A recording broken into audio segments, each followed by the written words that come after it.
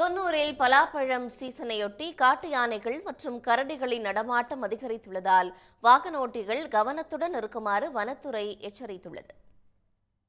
நீலகிரி மாவட்டம் குன்னூரில் பலாப்பழம் சீசன் தொடங்கியுள்ளது.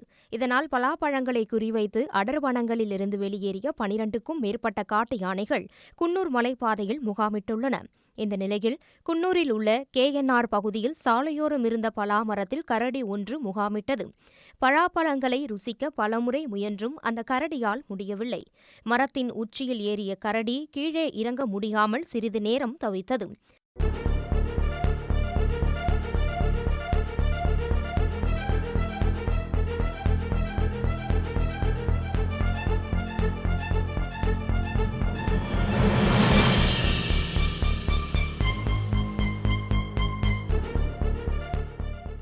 நீண்ட நேர போராட்டத்திற்கு பிறகு கீழே இறங்கி வந்த கரடி பின்னர் வனப்பகுதிக்குள் சென்று மறைந்தது.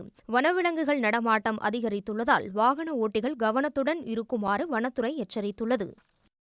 உடனுக்குடன் செய்திகளை தெரிந்து கொள்ள சன் நியூஸ் பெல் ஐகானை கிளிக் பண்ணுங்க.